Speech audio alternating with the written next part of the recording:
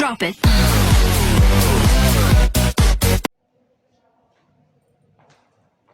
Hello friends, my self Mrs Atul Verma. आज मैं आपको जूरिस्प्रूडेंस के बारे में बताऊंगी सीसीएस यूनिवर्सिटी के पैटर्न के अनुसार।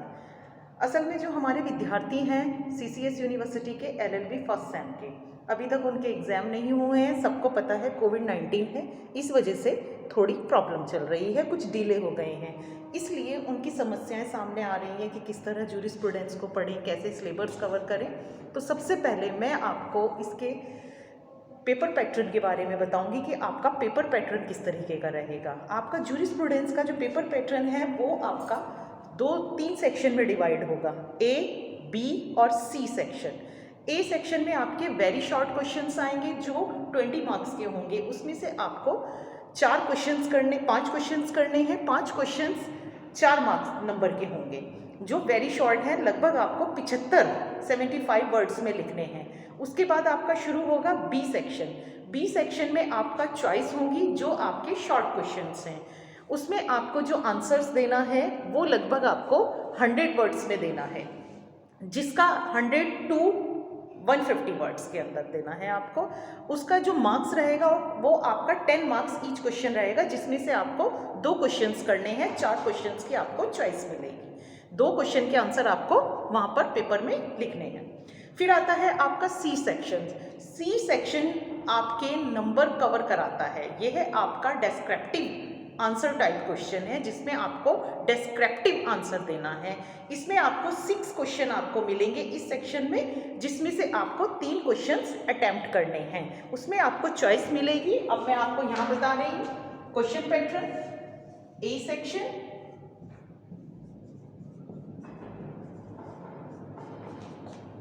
you have to attempt any 5 questions.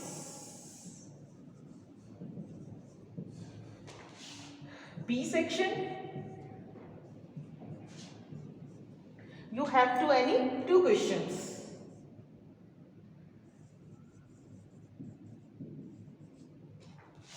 C section, you have to attempt 3 questions. ये आपका जो पोर्शन है ए सेक्शन का, ये पोर्शन आपका रहेगा 20 मार्क्स का।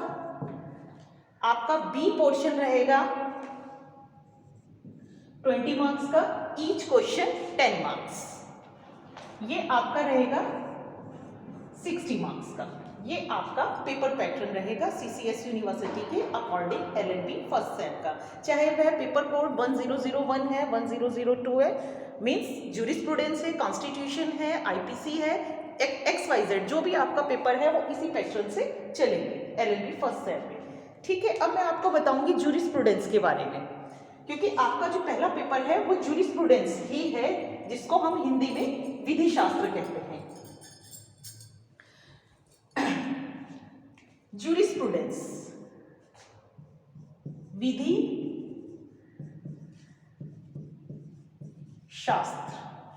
सबसे पहले हमें यह समझना है कि जूरिस्प्रूडेंस क्या है, जूरिस्प्रूडेंस क्यों हमें पढ़ना है और क्यों इसको पार्ट फर्स्ट में रखा गया है, मीन्स सेमेस्टर फर्स्ट में रखा गया है। क्योंकि जूरिस्प्रूडेंस एक ऐसा सब्जेक्ट है जिसके अंदर आपको पता चलेगा कि लॉ किस किस तरीके से निकलती है, किस किस तरीके से बनती है और कैसे कैसे इम्पोज होती है। और इसमें बहुत सारे स्कूल्स हैं। जूरिस्प्रूडेंस की बात करें तो इसमें आपके लगभग 4-5 ग्रुप्स बने हुए हैं। ग्रुप्स कह सकते हैं, शाखाएं कह सकते हैं, स्कूल्स कह सकते हैं। तो जिसको आपको पढ़ना है, सब स्कूल्स की अपनी अपनी आइडियोलॉजी है, अपनी अपनी विचारधारा है, अपनी अपनी थ्योरी है। कौन जो जैसे अगर हम बात करें इसमें फर्स्ट स्कूल की, तो पहला स्कूल आपका रहेगा नेचुरल, सेकंड आपका रहेगा एनालिटिकल,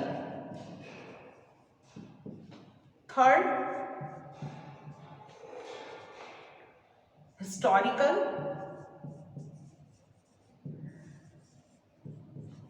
4 सोशियोलॉजिकल। इसके बाद एक और स्कूल आपको पढ़ना है जिसको आप मॉडर्न स्कूल, अमेरिकन स्कूल कुछ भी कह सकते हैं, लेकिन मेन नाम इसको आप बोलेंगे रियलिस्टिक स्कूल। प्राकृतिक स्कूल, विश्लेषणात्मक स्कूल, ऐतिहासिक स्कूल, समाजशास्त्रीय स्कूल और यथार्थवादी स्कूल। अगर बात करें स्कूल्स की तो ये जो हमारे 2 स्कूल्स हैं, यहीं से आप विधि शास्त्र का ओरिजिन मान सकते हैं, उत्पत्ति मान सकते हैं, क्योंकि ये सबसे पुराने एंशिएंट स्कूल माने जाते हैं विधि शास्त्र के अंतर्गत। ये सबसे प्राचीनतम शाखाएं हैं या ये स्कूल हैं। ये बताते हैं कि विधि की उत्पत्ति कैसे हुई, कैसे विधि आई, किस तरह से कॉडिफाइड हुआ, किस तरह से ये आगे चली। अब ये अलग अलग स्कूल्स हैं। नेचुरल स्कूल के जो ज्यूरिस्ट हैं उनके अकॉर्डिंग लॉ क्या है वो ये बताते हैं। उनके अकॉर्डिंग लॉ है डिवाइन पावर है।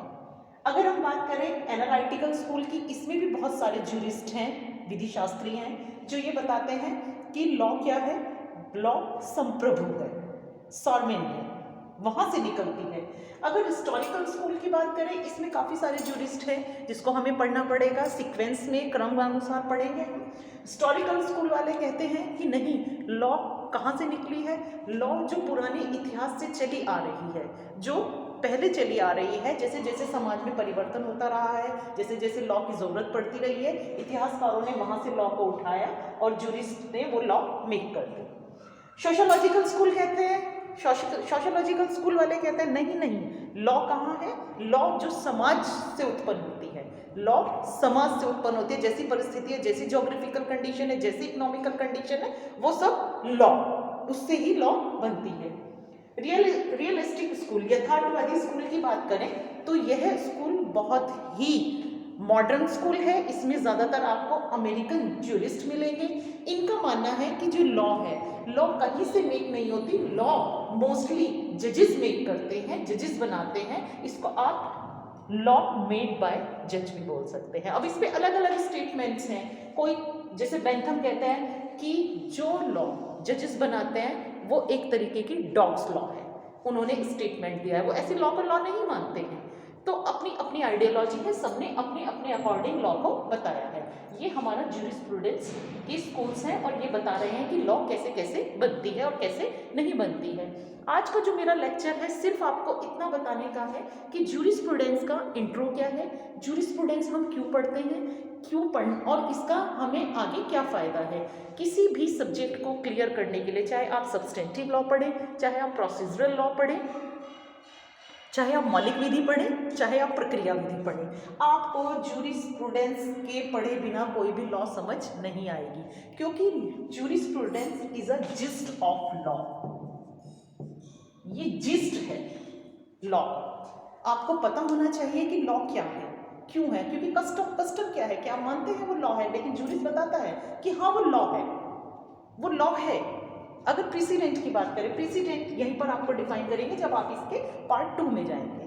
फिलहाल आज जो हम बात करेंगे वो केवल हम नेचुरल स्कूल, एनालिटिकल स्कूल पे बात करेंगे। और इसको भी नेचुरल लॉ स्कूल अपने आप में इतना वाइड है कि इसको बताने में ही बहुत ज़्यादा समय चाहिए, लेकिन आजकल सबके पास समय की कमी है, इसलिए मैं कोशिश करूँगी कि आपको शॉर्ट में बताऊँ। नेचुरल स्कूल में बहुत सारे ज्यूरिस्ट हैं जो आपको पढ़ने हैं, क्योंकि ये जो डिवाइड है ये लगभग आपको 9 एराज में डिवाइड है, जिसमें आपको अलग अलग पढ़ना है। जैसे इसमें आप डार्क एज पढ़ेंगे, रोमन एरा पढ़ेंगे, इसमें आप सोफिस्टिस पढ़ेंगे, बहुत सारे एराज हैं, न्यू कांट थ्योरी पढ़ेंगे, सब कुछ इसमें आप पढ़ेंगे, लेकिन वो मेरे नेक्स्ट लेक्चर में। फिलहाल मैं आपको जस्ट इंट्रोडक्शन के लिए बता रही हूँ कि नेचुरल स्कूल में अगर मेन ज्यूरिस्ट की बात करें तो इसमें आप पढ़ेंगे सोक्रात, सॉक्रेट्स, अरस्तु, उसके बाद प्लेटो। ये 3 मेन है जहाँ से लॉ को, नेचुरल स्कूल को कंबाइन किया जाता है, जहाँ से कंसर्न किया जाता है। अब इसमें मैंने एक नाम आपको बताया है सॉक्रेट्स, सुकरात जिसको आप बोलते हैं।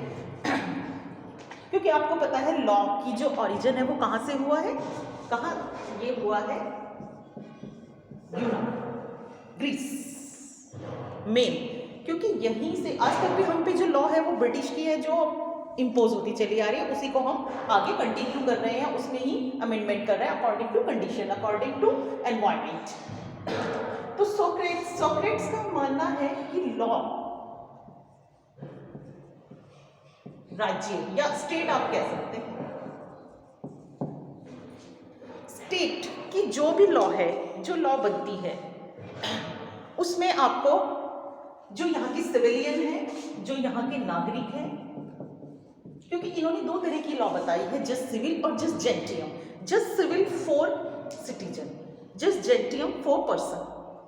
तो जस्ट सिविल के लिए ये कहते हैं कि अगर राज्य की कोई लॉ है और वहाँ की सिविलियन को वो लॉ पसंद नहीं है या वो उससे सेटिस्फाइड नहीं है, संतुष्ट नहीं है, तो उसमें अपने आर्ग्यूमेंट्स पेश करें। क्या पेश करें? आर्ग्यूमेंट्स, आर्ग्यू करें। अगर वो आर्ग्यू नहीं कर सकते हैं, उन पे कोई आर्ग्यूमेंट नहीं है, तो वो यह स्टेट छोड़कर किसी अन्य स्टेट में जाकर अपना निवास करें, वहाँ जाकर रह सकते हैं।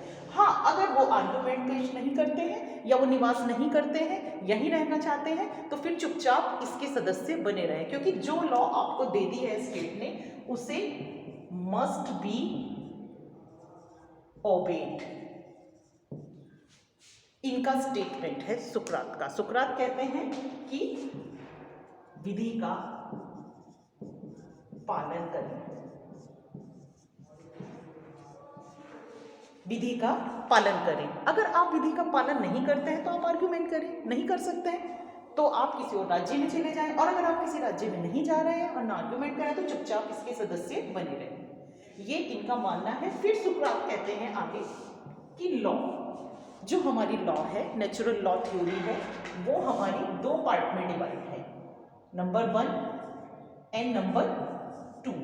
यहां उन्होंने बताई है जनरल लॉ, जिसको आप सामान्य विधि कह सकते हैं। यहां इन्होंने बताया है स्पेसिफिक लॉ, जिसको आप विशिष्ट विधि कह सकते हैं। जनरल लॉ का इन्होंने कहा है general law is a natural law, means यह सब जगह समान है, ये सब जगह एक जैसी है, इसमें कोई परिवर्तन नहीं होगा।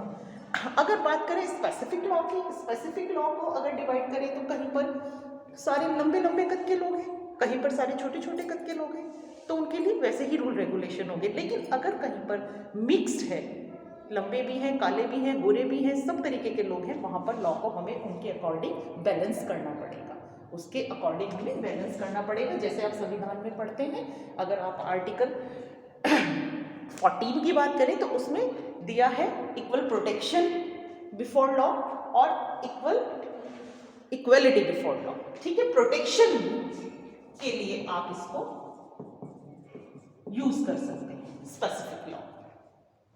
ठीक, वैसे तो कॉन्स्टिट्यूशन का नहीं, ये विधि शास्त्र का लेक्चर है, मेरे को थोड़ा सा कनेक्ट करना पड़ा। आगे बात करें तो इन्होंने कहा है, इनके जो फॉलोवर थे वो थे प्लेटो।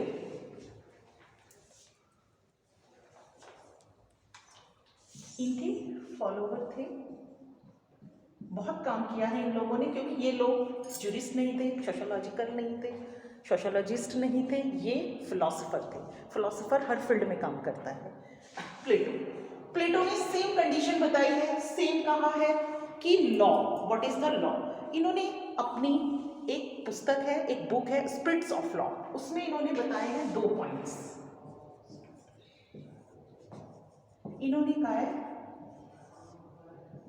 why we need law, हम लॉ क्यों चाहते हैं या हमें लॉ की आवश्यकता क्यों है। इनका कहना यह है, इन्होंने कहा है 2 आधार हैं, 2 आधार हैं। पहला आधार इन्होंने बताया, फर्स्ट पॉइंट बताया है इन्होंने अपनी बुक में, पहला पॉइंट बताया है फॉर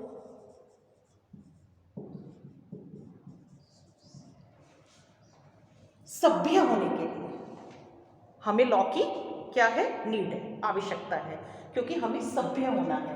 लेकिन जब तक हम सभ्य होते हैं तभी हमारी क्या आ जाती है, पर्सनल इंटरेस्ट, व्यक्तिगत हित आ जाता है। इतना हम सभ्य होते हैं तो इतना हमारे सामने क्या आ जाता है, व्यक्तिगत हित। तो हम इस पर काम ना कर कर इस पर ध्यान देना शुरू कर देते हैं। इन्होंने ये कहा है कि हम इस पर काम, ये जरूरत है क्योंकि हमें सभ्य बनाता है, नेचुरल है, लेकिन जब हम सभ्य बन जाता है फिर हमारे पर्सनल इंटरेस्ट खड़े हो जाते हैं। फिर हमें क्या चाहिए, हमें रिजर्वेशन भी चाहिए, हमें हर जगह अपना राइट चाहिए।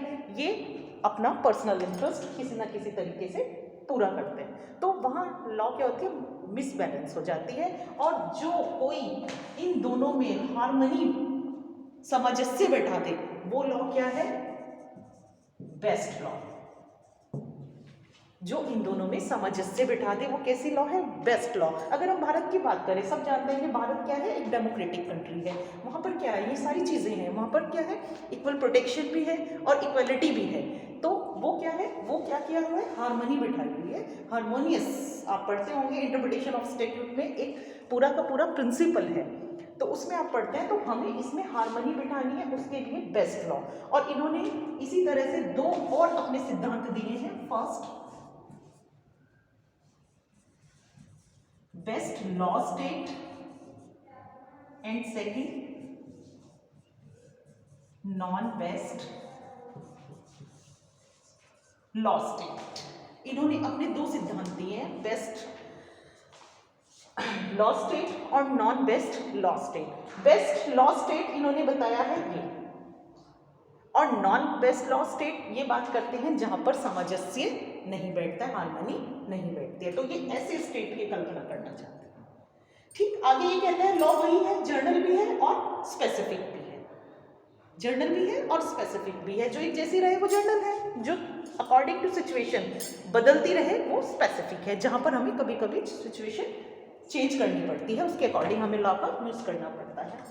इसके आगे आते हैं आपके अरस्तु। अरस्तु सेम बात कहते हैं। अरस्तु कहते हैं लॉ की नीड है, इसी तरह है, आपको लॉ का पालन करना चाहिए। लेकिन इन्होंने नेचुरल लॉ को एक नाम दिया है, इन्होंने कहा है इटर्नल लॉ। इटर्नल लॉ यहां से इन्होंने दिया है। इटर्नल लॉ आप समझे तो इसको हिंदी में कह सकते हैं शाश्वत लॉ। शाश्वत लॉ जो एक नेचुरल पावर से आ रही है, जिसमें नो डिस्क्रिमिनेशन। ठीक, जैसे कि आप पढ़ते हैं, अपने आईपीसी पढ़ी होगी तो उसमें आपने कई सारे थ्योरीज पढ़े होंगे पनिशमेंट के। तो उसमें एक थ्योरी भी है आपकी टिट फॉर टैट, जिसमें आप बोलते हैं। तो ये कहते हैं नेचुरल लॉ कैसी है, जैसा ईश्वर चाहता है आप वैसा करें, अकॉर्डिंग टू नेचर से बाहर नहीं जाएंगे। ठीक, फिलहाल तो मेरा आज ये जस्ट बहुत सिंपल और छोटा सा लेक्चर था। नेक्स्ट टाइम जब हम बात करेंगे इसी टॉपिक को हम आगे कंटिन्यू करेंगे, उसमें हम आपको इसके नेचुरल स्कूल को ही 10 इराज में बताएंगे। 10 एराज हैं इसके, किस तरह से नेचुरल लॉ आया, किस तरह ये फिनिश हुआ और उसके बाद सीधा एनालिटिकल स्कूल आ गया। तो आज के लिए थैंक यू। अगर आपको मेरा वीडियो पसंद आया तो इसे लाइक कीजिए और सब्सक्राइब कीजिए। Thank you very much. Okay.